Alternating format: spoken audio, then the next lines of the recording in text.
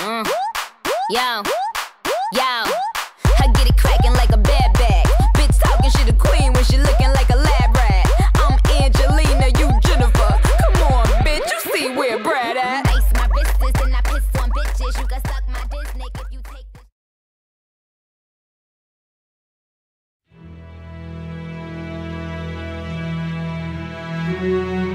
I can't see you. I can't hear you. What is your perception about the Philippine judicial system? It's a kind of system that ensures due process, especially for those being accused or the respondents being made respondents in cases. So for me, it's all those because of due observance of due process. It may take some time before a case will be terminated or being disposed of. But still, for me, it's very important to observe and ensure due process. So you think po it's one of the problems? Maybe we should try to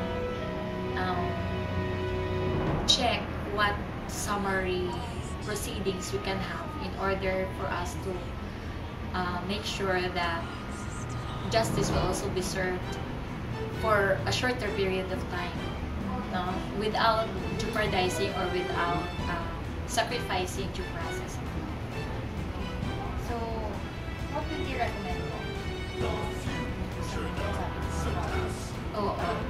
I recommend that all of us, especially the justices of the Honorable Supreme Court, to check what are the other procedures, especially how to summarily dispose of or terminate cases, in order for this justice that many of us want to serve to be served for a shorter period of time, not for like decades.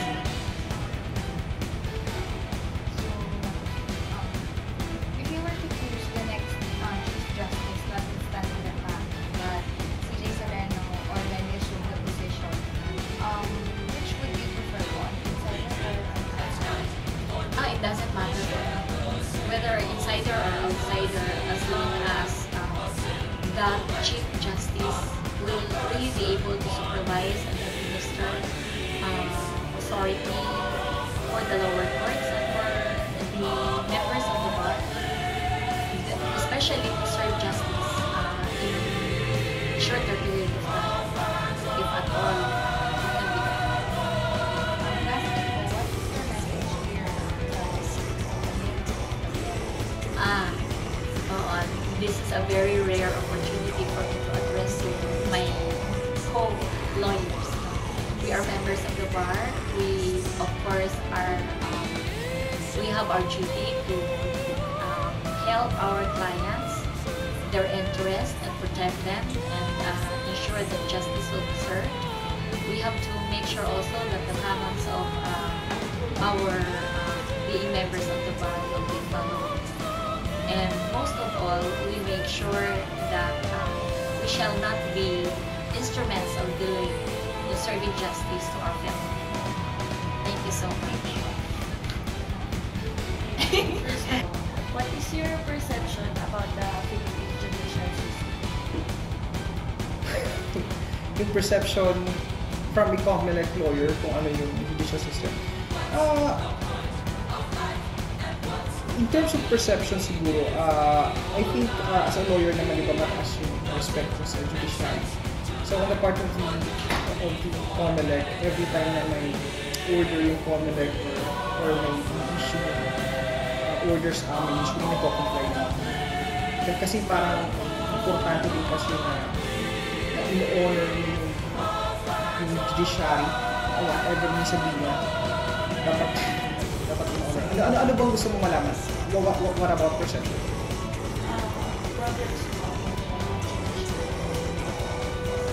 Okay.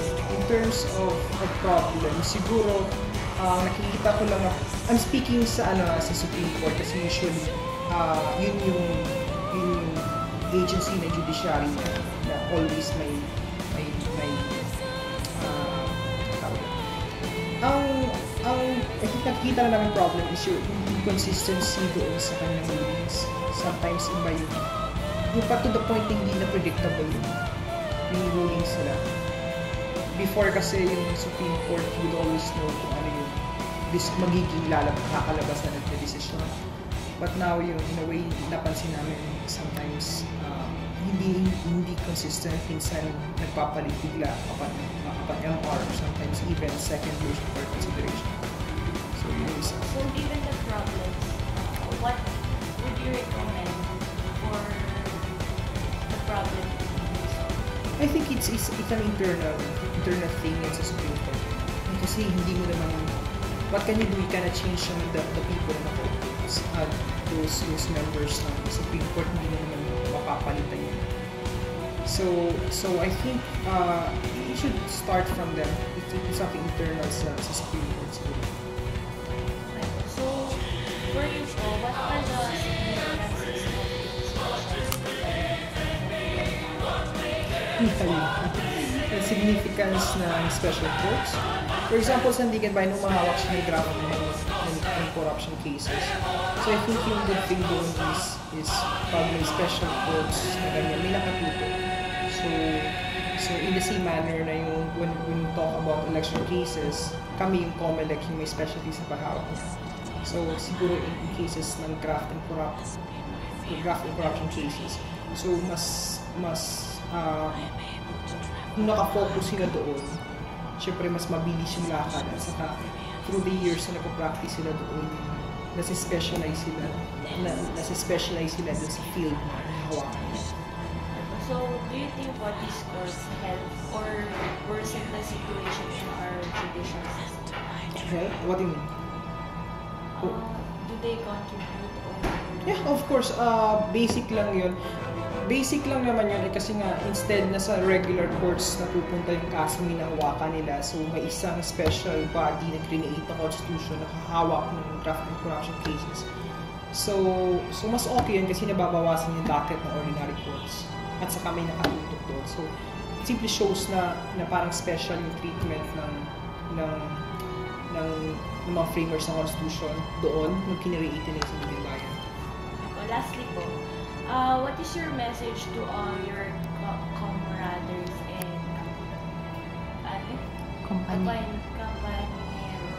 compañeras po about the Philippine judicial system? Paano message ko? Wala siguro. I think importante lang parati is we always help you. Instead na i-criticize natin yung mga government agencies natin, mas okay na tumulong na lang doon. So, I think, parang ang judiciary andyan na naman parati yan. So, I think, kung ano man yung help siguro or pwede natin ma-offer, i-offer na lang natin. I mean, mas okay na nagiging solution tayo sa problem kesa nagpapadagdag tayo sa problema.